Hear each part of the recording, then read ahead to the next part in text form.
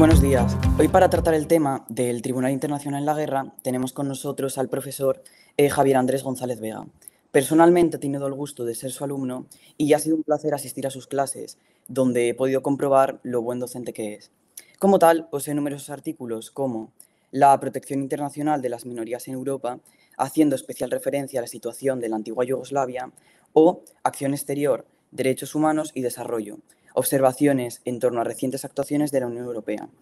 así como numerosos libros donde podremos destacar conflictos territoriales y uso de la fuerza, colaboraciones en obras colectivas y reseñas en diversas revistas.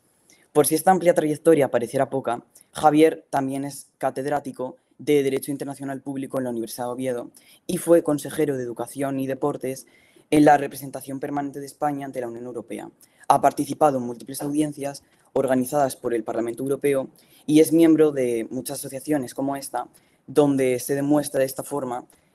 su gran preocupación por la realidad social. Su estudio se centra también en el ámbito de Derecho Internacional y Derecho Europeo, donde es un especialista y, por tanto, asesora en esta materia. Muchas gracias por estar aquí con nosotros y espero que esta conferencia les guste y les parezca interesante. Sin más dilación, les paso con Javier González Vega.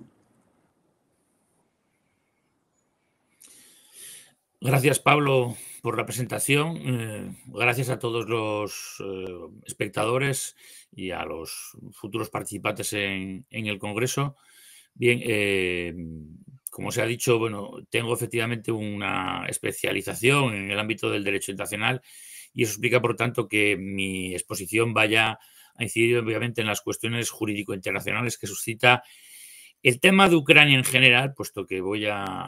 abordar el tema situándolo en contexto y, por tanto, antes de descender a las intimidades propias del tema de la ponencia, la intervención del Tribunal Penal Internacional en la Guerra, obviamente trataré de situar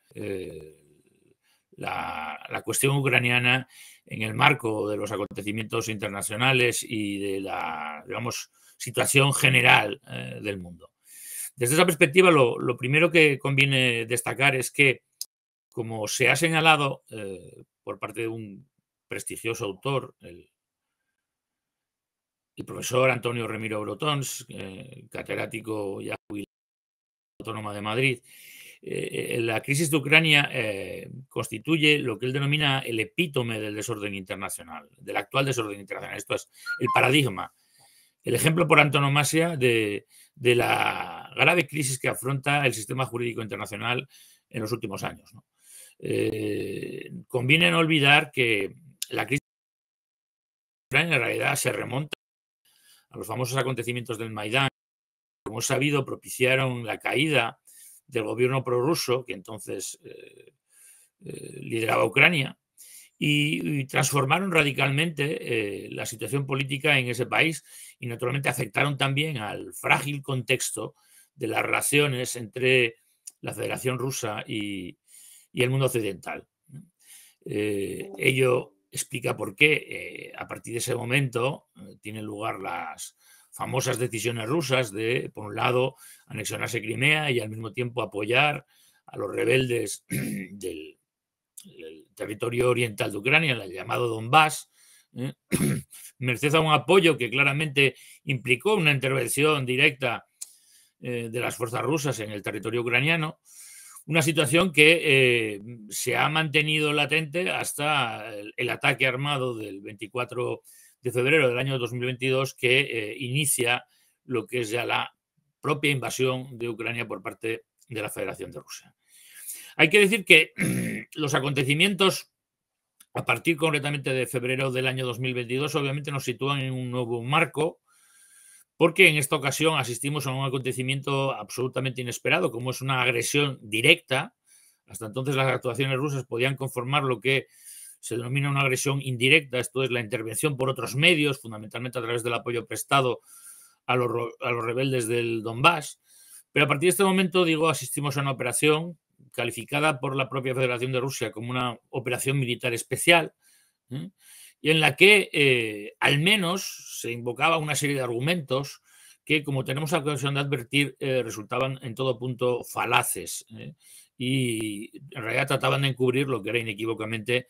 una lisa y llana agresión armada contra el Estado ucraniano. Bien, ¿qué ocurre? En la argumentación rusa se mencionan, por ejemplo, argumentos tales como la necesidad de hacer frente al genocidio del que sería víctima la población del Donbass por parte del ejército ucraniano, por tanto, la eliminación sistemática de personas por razón de su pertenencia a un grupo, en este caso la población rusófona de Ucrania, y al mismo tiempo se advertía la necesidad de proceder al derrocamiento de las autoridades ucranianas tildadas de autoridades nazis, tras lo cual, según las autoridades rusas, por tanto, la operación militar cesaría, puesto que no había ninguna intención de adoptar otras medidas y menos aún de obtener ganancias territoriales de resultados de estas operaciones. Bien, lo cierto es que, ya digo, esos argumentos como tales, desde una perspectiva jurídica, no se tienen en pie. Es más, ya hay ciertas consideraciones formuladas por alguna instancia judicial internacional de la más alta, del más alto nivel, que claramente han desvirtuado y han desmentido, por tanto, el fundamento de tales argumentos. Lo cierto es que, en todo caso, Rusia también se ha servido de un argumento que en este punto merece una cierta consideración, puesto que Rusia también ha hablado del ejercicio del derecho de legítima defensa. Y esta sí es una cuestión que merece, por tanto, un más profuso tratamiento. Esto es, Rusia sostiene que, por tanto, está enfrentando lo que sería un ataque armado por parte de la República de Ucrania, un ataque armado del que sería víctima la propia Federación de Rusia. Naturalmente hay que decir que la consideración lisa y llana de lo que ha ocurrido a partir de febrero del 2022 no permite en modo alguno aceptar tal caracterización. Si algo es evidente es que el ataque armado ha sido desencadenado por Rusia, que el ataque armado además en sus momentos iniciales tuvo una gran amplitud y que no se ciñó a objetivos puntuales, sino que por el contrario trató obviamente de desencadenar una operación sobre el conjunto del territorio ucraniano, fundamentalmente dirigida hacia la yugulación de la propia capital, de Kiev, que fue ciertamente el objetivo más significado de esas operaciones. Y, lógicamente, por ningún lado se vislumbra el que con anterioridad o en aquel preciso momento se hubiesen desarrollado acciones armadas por parte de Ucrania que pudieran justificar la pretendida legítima defensa. Y es que, conviene no olvidarlo, la legítima defensa, de acuerdo con los términos establecidos en la Carta de las Naciones Unidas, en concreto en su artículo 51, se sustenta en la noción de ataque armado. Esto es, un Estado tiene que ser víctima de una agresión armada, tras la cual puede reaccionar frente a la misma. E insisto, tras la cual, hay un importante elemento temporal. La legítima defensa, en los términos establecidos por la Carta, no admite lecturas preventivas, no admite lecturas precautorias, no puede obviamente desencadenarse un ataque armado frente a un posible o imaginario ataque armado. Tal hipótesis es verdad que ha aflorado en determinadas ocasiones en la práctica internacional y conviene no olvidar que el argumento de la legítima defensa también estaba presente en las acciones emprendidas por Estados Unidos en Irak en el año 2003, pero obviamente, como también se pudo comprobar allí, la hipótesis del ataque armado, incluso la existencia de un supuesto arsenal nuclear, luego desmentida, no autorizaba en ningún caso a poder ejercer preventivamente, esto es, con antelación, un ataque, sospechando que en algún momento Saddam Hussein podría servirse de aquel supuesto arsenal nuclear. Por tanto, la interpretación sostenida por la Federación de Rusia, ya digo, no se tiene en pie, no admite desde luego la más leve, consideración seria, y en cambio lo que sí existe es inequívoco. En este caso es, primero, una acción ilícita por parte de la Federación de Rusia, cuyas consecuencias e implicaciones analizaremos luego al hilo precisamente de esas responsabilidades penales de los dirigentes rusos. Y, por otra parte, lo que está claro, que el Estado que se encuentra técnicamente en una situación de legítima defensa es indiscutiblemente la República de Ucrania. Esta sí ha sido de forma evidente y contundente objeto de un ataque armado, un ataque armado que, como ya hemos visto, se ha desarrollado en diferentes frentes y que ha poseído en ocasiones una gran amplitud, y consecuentemente, a partir de ese momento, Ucrania podía ciertamente recurrir legítimamente a la fuerza armada y, por tanto, movilizar su ejército con miras a repeler las acciones rusas. Bien, hay que decir que Ucrania, por tanto, sí podía válidamente arguir el ejercicio de un derecho de legítima defensa en los términos estrictos contemplados en la Carta de Naciones Unidas. Bien, conviene señalar que el mismo artículo 51 de la Carta de Naciones Unidas, que establece la legítima defensa concreta, que esa legítima defensa puede ejercerse tanto individual como colectivamente. En el caso, hay que advertir que sorprende el hecho de que Ucrania en la actualidad siga ejerciendo individualmente su derecho de legítima defensa. Bien, la sorpresa es solo inicial, porque a nadie se le escapa que la posibilidad de que Ucrania invoque el ejercicio colectivo de legítima defensa y, por tanto, recabe en tal sentido apoyo y ayuda de otros estados para repeler las acciones armadas rusas, nos enfrentaría a una situación rayana en el apocalipsis. Estamos hablando sencillamente de hacer frente a una agresión desarrollada por un Estado que es una potencia nuclear. Consecuentemente, la respuesta frente a ese Estado, en este caso con apoyo de otros Estados que dispongan a su vez de un arsenal nuclear, nos enfrentaría desde luego al dilema de una confrontación armada de consecuencias imprevisibles. Esto es la razón por la que sencillamente no se ha invocado formalmente la legítima defensa colectiva y por la cual los estados que vienen colaborando en conjunto con el grupo de los estados occidentales, con Estados Unidos a la cabeza, por lo tanto, se han limitado a realizar labores, digamos, de apoyo logístico. Como sabemos, se ha ido facilitando progresivamente armamento cada vez más sofisticado. Se ha, por tanto, brindado una cobertura material para las necesidades defensivas de Ucrania, pero desde luego nunca se ha franqueado el paso de sumarse militarmente al esfuerzo militar ucraniano, aportando personal que combata formalmente en el marco precisamente de la acción de respuesta ucraniana. Bien, de acuerdo con las propias previsiones de la Carta de las Naciones Unidas, el hecho de que haya tenido lugar un ataque armado contra un Estado miembro implica que se ha creado una situación que pone en peligro el mantenimiento de la paz y de la seguridad internacionales. De hecho, en tales circunstancias, y desde luego la comisión de un ataque armado de tales características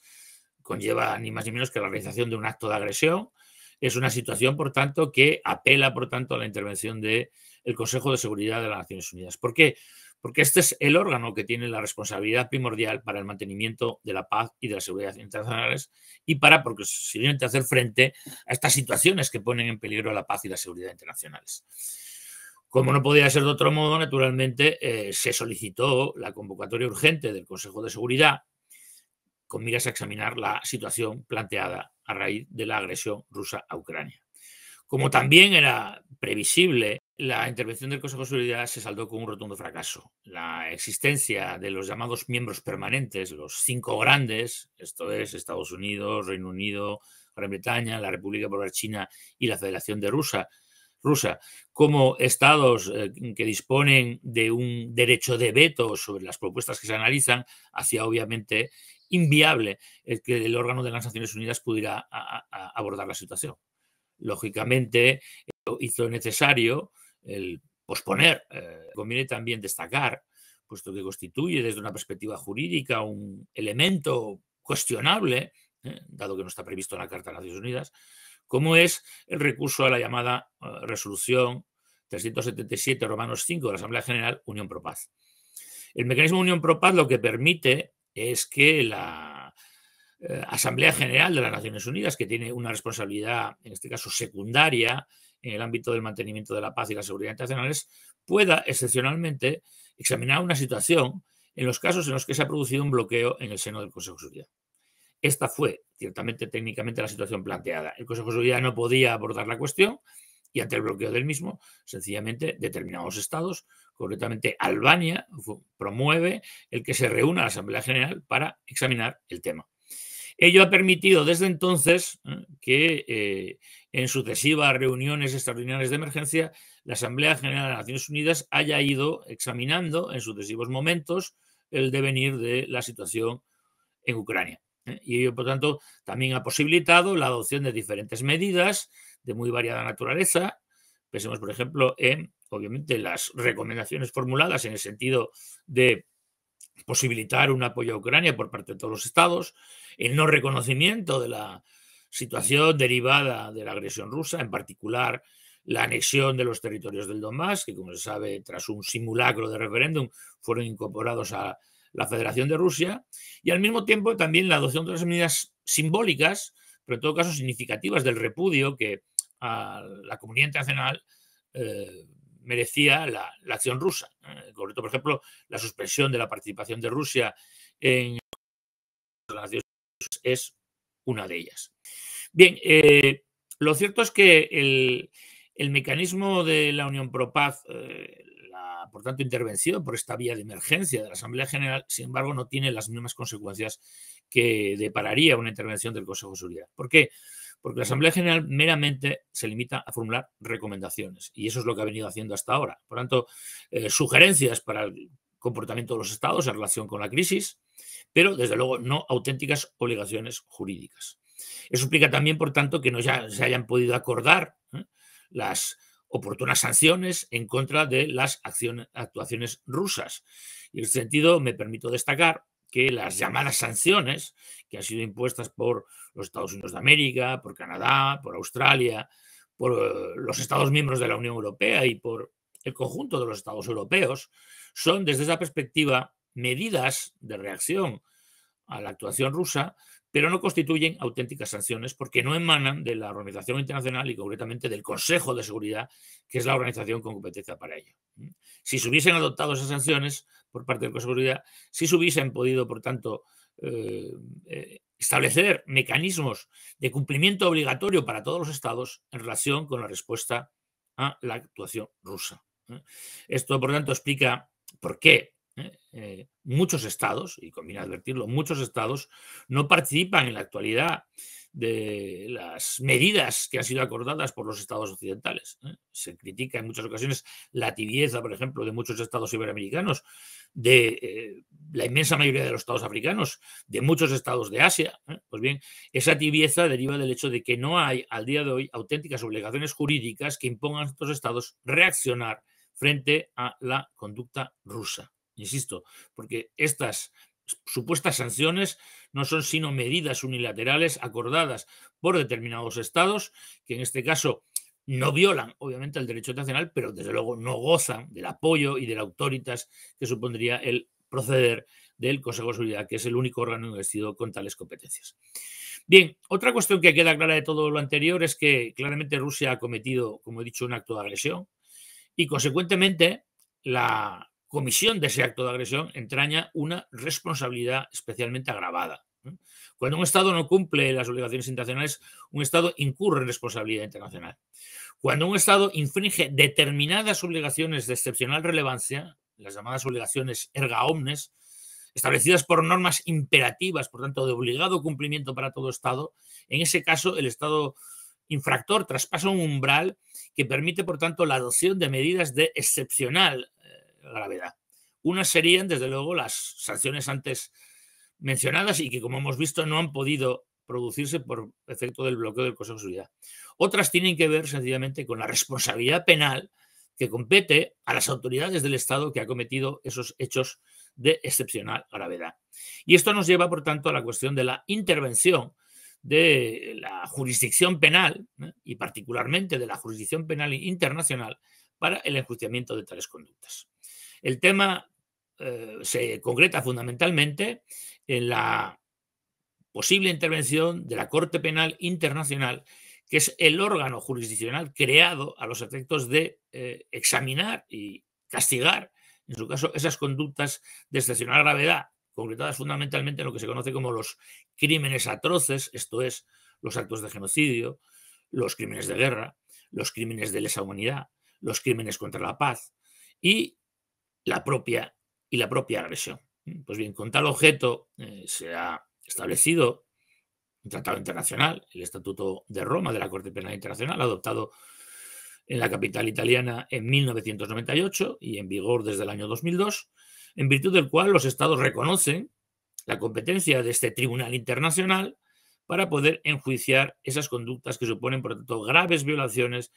de crímenes internacionales, esos antes mencionados. Bien, el problema que plantea, sin embargo, la intervención de la Corte Penal Internacional es que, como todo tratado internacional, el cumplimiento de las obligaciones derivadas del estatuto se impone, en principio, en exclusiva a los estados partes en el estatuto. Y hay que decir que, aunque el estatuto ha gozado de un amplio reconocimiento, creo recordar que son 143 al día de hoy los estados partes en el mismo, por lo tanto que han consentido en obligarse por el mismo y reconoce por consiguiente la competencia de la Corte Penal Internacional, lo cierto es que ese apoyo no es desde luego unánime. Hay un grupo significativo de estados, ciertamente son un cuarto de la comunidad internacional, pero esa cuarta parte de la comunidad internacional que no reconoce las competencias de la Corte es cuando menos llamativa, porque estamos hablando, por ejemplo, de los mismos Estados Unidos de América. Estamos hablando de la propia Federación de Rusia. Estamos hablando de la República Popular China. Estamos hablando de la misma Ucrania. Todos ellos son estados que no reconocen la competencia de la Corte Internacional y, por consiguiente, la eventual intervención de la misma queda francamente limitada cuando los hechos, obviamente, afectan a alguno de estos estados. Es cierto, no obstante, que las previsiones del estatuto contemplan la posibilidad de que en cualquier circunstancia y en cualquier momento, respecto de cualquier estado, el Consejo de Seguridad de las Naciones Unidas examine una situación que se plantee en cualquier lugar del mundo. Y en ese sentido, por tanto, existe pues, la posibilidad de que al margen del marco convencional y, por tanto, al margen de ese enfoque contractualista, la necesaria conclusión del tratado, por lo tanto, se pueda conocer de un asunto. Pero como ya hemos visto, en este caso la competencia corresponde al Consejo de Seguridad y es obvio que en el caso que nos ocupa, el Consejo de Seguridad, por lo mismo que no ha examinado la cuestión, nunca, obviamente, aceptaría ni aprobaría la posibilidad de deferir el asunto de Ucrania a la Corte Penal Internacional, porque obviamente el veto ruso sería indiscutible. Por consiguiente, esa vía excepcional queda cegada y la única opción, y de hecho es la que se plantea en la actualidad, es que por alguna otra vía distinta se haga competente a la Corte para conocer del asunto. Bien, esa otra vía distinta que también está prevista en el estatuto es la que ha utilizado Ucrania desde el año 2014 a través de sendas declaraciones, en virtud de las cuales ha reconocido la competencia de la Corte para conocer de los hechos sucedidos en Ucrania desde entonces y, esto es importante, sin límite de tiempo. Lo que quiere decir que en el momento en que tiene lugar el ataque ruso, en febrero del año 2022, la Corte es competente, por expreso reconocimiento de Ucrania, a través de esta vía excepcional prevista en el estatuto, para conocer los hechos que están teniendo lugar en el territorio ucraniano. Bien, existe, no obstante, un problema adicional. Y el problema adicional es que esa competencia de la Corte para poder examinar la cuestión se ve precisada, además de lo que se denomina en el estatuto la activación de la jurisdicción de la Corte Penal Internacional. En este caso, es que la activación de la jurisdicción, en este caso, necesita del concurso de los estados partes en el estatuto, ¿no? Y no simplemente de aquellos estados que hayan reconocido excepcionalmente la competencia de la Corte, como es el caso de Ucrania. Por consiguiente, para que la Corte pueda proseguir en el examen del tema, se hace necesario el que otros estados apoyen la petición ucraniana. Hay que reconocer, y además de una forma aparentemente insólita, la activación de la jurisdicción de la Corte Penal Internacional se ha producido por cuanto, concretamente, 48 estados han solicitado, estados partes, entiéndase, han solicitado precisamente la activación de la jurisdicción de la Corte. Concretamente, a partir de marzo del año 2022, esas solicitudes cursadas por ese número de estados, un número significativo, prácticamente un tercio de los estados partes en el estatuto, ha por tanto permitido a la Corte el iniciar las investigaciones en relación con el examen de los hechos que están teniendo lugar en Ucrania. Bien, lo que ocurre también, de nuevo conviene recordarlo, es que esos 48 estados no son, desde luego, el conjunto de los estados de la comunidad internacional. De hecho, ni siquiera son el conjunto de los estados partes en el estatuto. Con franqueza, y hay que reconocerlo, la inmensa mayoría de los estados que han solicitado la activación de la jurisdicción de la Corte han sido los estados occidentales. Hay puntuales digamos, excepciones en el sentido de que, por ejemplo, Costa Rica, por ejemplo, Colombia, por ejemplo, Chile, han solicitado la activación de la jurisdicción. El resto, pues, francamente, son los estados europeos, Estados Unidos, Canadá, Australia, Nueva Zelanda, Japón. Consecuentemente, no puedo decir que haya una falta de unidad. Desde luego, de legitimación la hay, o sea, claramente hay una absoluta legitimación de los estados para intervenir, pero sí, desde luego, llama la atención que un hecho de las circunstancias tan graves como es el que plantea la agresión de Ucrania no haya concitado el respaldo del resto de los estados partes en el estatuto. Ahí claramente ha habido una actitud francamente tibia, que explica, por otra parte, el que sean también esos mismos estados los que no están participando en las medidas de castigo adoptadas por los estados occidentales en contra de la Federación de Rusia. Bien, en todo caso, conviene señalar que las actuaciones de la Corte Penal Internacional hasta el momento han posibilitado, algo que es muy significativo, no solo el inicio de una investigación en relación con los hechos cometidos, que además se ha visto facilitada por los numerosos estudios e informes elaborados por diferentes instancias internacionales, la Organización de Seguridad y Cooperación en Europa, el propio Alto Comisionado de las Naciones Unidas para los Derechos Humanos, sino que además ha sido incluso posible la adopción de una orden de detención cursada contra el presidente de Rusia, Vladimir, y concretamente el pasado mes de marzo se dio de la Corte precisamente esa orden de detención, que por tanto posibilitaría el que cualquier Estado pueda entregar a Vladimir Putin a la Corte para que pueda proseguirse el juicio contra él. Bien, el primer problema y obvio es que, lógicamente, como hemos dicho, la Federación de Rusia no es Estado parte en el estatuto y, naturalmente, no está obligada a cumplir con el mandato de la Corte. Y, por otra parte, como también ya hemos advertido, hay otros muchos estados que, al no ser estados partes, tampoco están compelidos por esa obligación. Podríamos imaginarnos que la cuestión, por tanto, deriva en un absurdo. Bueno, el tema es un poco más lábil. De hecho, posiblemente todos ustedes conozcan la circunstancia de que el pasado mes de julio tuvo lugar en Sudáfrica la cumbre de los BRICS, estos estados emergentes, y en el curso de la misma se planteó la intervención en el seno de ella del presidente de Rusia, Vladimir Putin, lo que hubiese obligado, por tanto, a que el presidente Putin se desplazara a Sudáfrica para asistir a la reunión. Es más, Sudáfrica, que era el estado anfitrión, en este caso insistió vehementemente para que efectivamente Putin participara en dicha reunión. ¿Qué ocurría y por qué finalmente el presidente Putin no acudió a la reunión? Pues bien, sencillamente porque Sudáfrica, aunque no esté participando en el proceso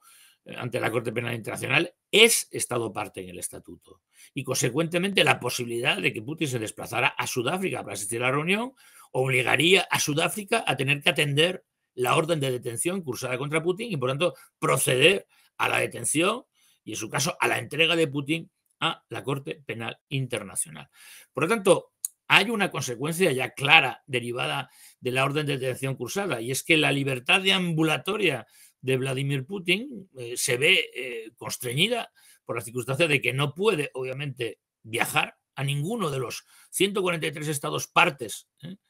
del Estatuto de la Corte Penal Internacional, a riesgo, de otro modo, de verse detenido y ser puesto, por tanto, a disposición de la Corte Penal Internacional. Ser puesto a disposición de la Corte Penal Internacional porque, y esta es otra cuestión importante, conviene advertirlo, el desarrollo de un proceso penal ante la Corte Penal Internacional requiere inexcusablemente la presencia del acusado. Consecuentemente, las acciones judiciales que se vienen desarrollando en la Corte y toda la investigación que se está con el punto crítico de que, de no disponer en su momento presencialmente del acusado o acusados, puesto que además de Putin hay otras personalidades rusas también implicadas Si no existe, por tanto, la presencia física de los procesados ante la Corte, el procedimiento penal nunca podrá llevarse a cabo. Bien, esto, por tanto, revela indiscutiblemente una seria limitación en orden a la posibilidad de que el enjuiciamiento de Vladimir Putin tenga lugar, a menos que se produzcan acontecimientos absolutamente inesperados que pudieran, obviamente, posibilitar, ya digo, la personación del mismo ante la Corte. Bien, es por ello por lo que la cuestión de la acción de la Corte Penal Internacional se estrella frente a un incierto futuro. Frecuentemente las una acción de la Corte Penal Internacional sean seriamente limitadas. Por eso, obviamente, se han arbitrado y se han sugerido otras, y en ese sentido conviene mencionar que se ha hablado, tanto desde instancias públicas como privadas, de la creación de un tribunal penal ad hoc, por tanto, específico, para enjuiciar los hechos cometidos en Ucrania. Bien, la solución en cuestión es, a mi juicio, una solución que tampoco puede parar un resultado esperanzador. Por la sencilla razón de que la experiencia de los tribunales penales ad hoc es una experiencia ya ensayada. De hecho, se han constituido diferentes tribunales penales ad hoc a raíz concretamente de la guerra de la antigua Yugoslavia. Se creó el primero de ellos. Luego el genocidio de Ruanda dio lugar a la aparición de un nuevo tribunal penal especial. Los acontecimientos en Sierra Leona y en Camboya también propiciaron la creación de instancias jurisdiccionales ad hoc para el enjuiciamiento de los crímenes cometidos en aquellos estados. Pero, conviene advertirlo, estas soluciones pasan necesariamente o bien por la decisión que al efecto pudiera acordar el Consejo de Seguridad, que como ya hemos visto está bloqueado en este tema, o bien por el concurso voluntario de los estados en los que han tenido lugar estos hechos. Y es evidente que el concurso de Rusia sería inexcusable, con lo cual, por tanto, la posibilidad de idear un mecanismo de estas características parece, desde luego, estrellarse contra el más rotundo fracaso. Yo estoy esperando todavía a ver qué propuesta plausible, y hay varias, la Unión Europea, el Consejo de Europa han formulado propuestas en tal sentido, qué propuesta realmente puede enervar el problema de fondo, que es precisamente la falta de voluntad de Rusia para cooperar en el esclarecimiento y en el enjuiciamiento de los crímenes que están teniendo lugar a raíz de la agresión de Ucrania. Bien, hay que señalar, no obstante, que la acción judicial en relación con los hechos de Ucrania está también siendo examinada en otras instancias judiciales. Y eso es un tema que usualmente no se le presta la atención que debiera. Por un lado, la propia Ucrania, a raíz precisamente de la agresión rusa, presentó ante la Corte Internacional de Justicia, ojo, no confundir con la Corte Penal Internacional de la que antes hablábamos, ante la Corte Internacional de Justicia, que es el órgano judicial principal de Naciones Unidas, establecido en la Carta y, por tanto, en funcionamiento desde el año 1946, digo que ha presentado una demanda contra Rusia a raíz de la violación de las disposiciones de la Convención para la Represión y Sanción del Crimen de Genocidio. No olvidemos precisamente que los alegatos de genocidio fueron un argumento esencial en la desencadenación especial rusa sobre Ucrania en febrero del año 2022. El desarrollo del proceso ante la Corte Internacional de Justicia, en todo caso, merece algunas precisiones. Primero, es un proceso, como hemos dicho, entabla Ucrania contra Rusia. Es un proceso que se sustenta, como ya he dicho, en una convención, la Convención de Genocidio,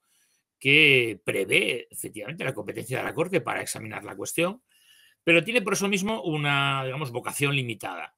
Primero porque por de pronto Rusia no ha comparecido en el proceso, lo cual aquí, a diferencia de lo que ocurre en la Corte Penal Internacional, no es un inconveniente porque se puede, desde luego, sustanciar un proceso en rebeldía, esto es, con ausencia de una de las partes. La cuestión estriba más bien en el hecho de que las decisiones que pueda acordar la Corte en el desarrollo del procedimiento,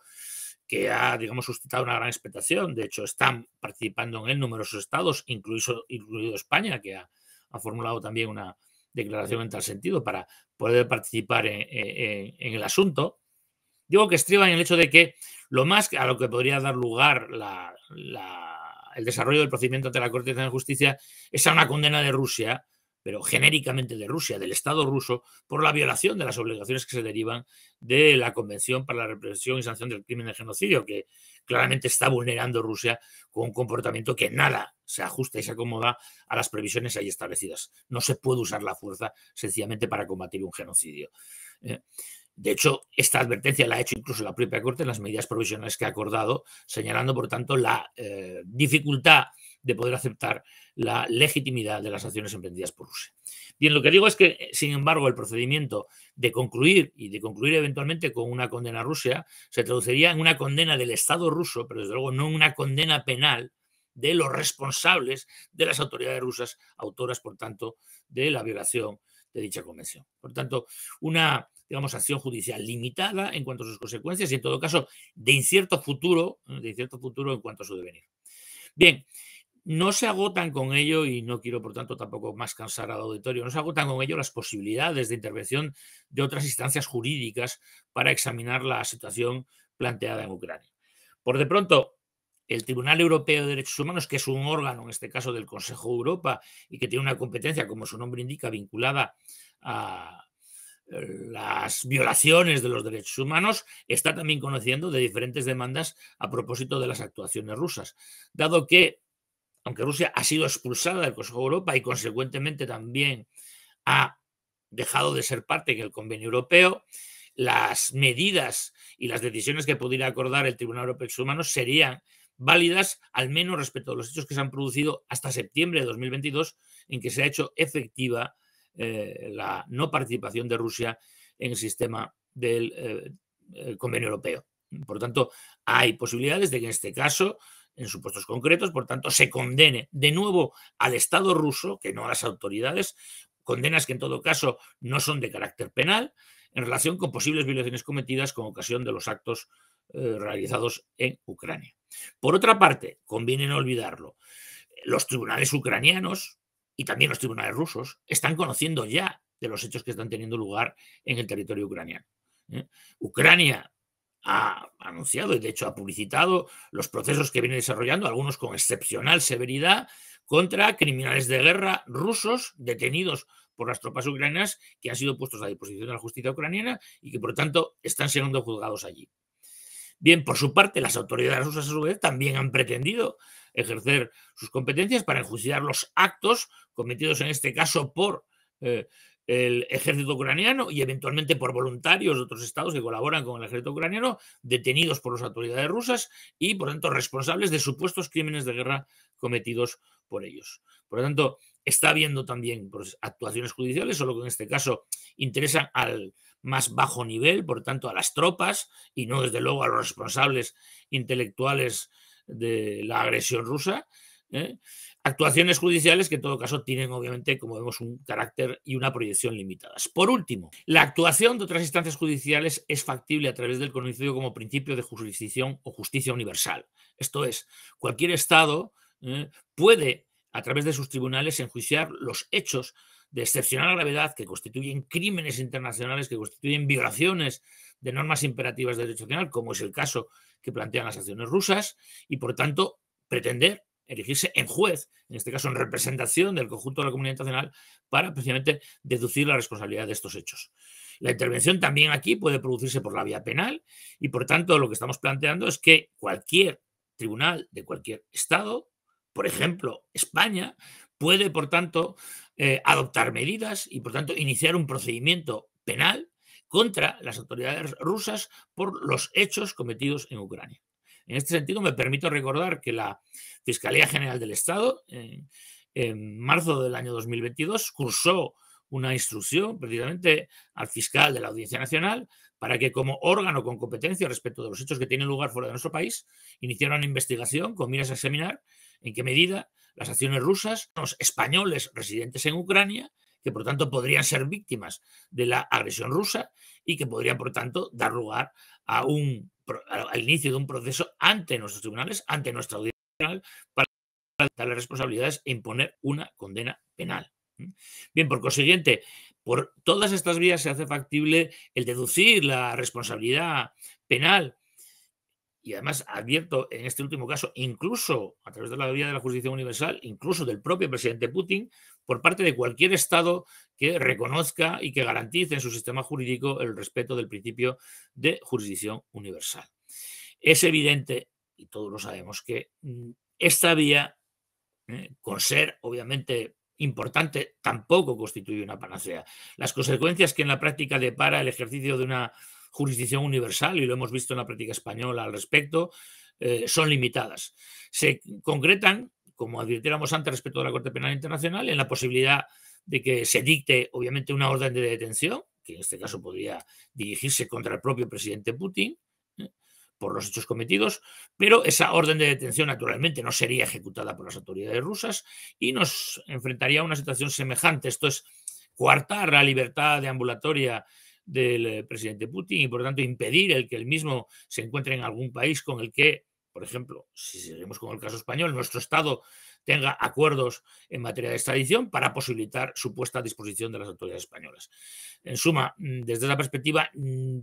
poco más se aporta a lo que ya ha dispuesto la Corte Penal Internacional a través de la orden de detención mencionada. Todo esto nos lleva a una conclusión, y con ello termino, y es el hecho de que las diferentes vías para, obviamente, enjuiciar los crímenes cometidos por las autoridades rusas y particularmente para deducir la responsabilidad penal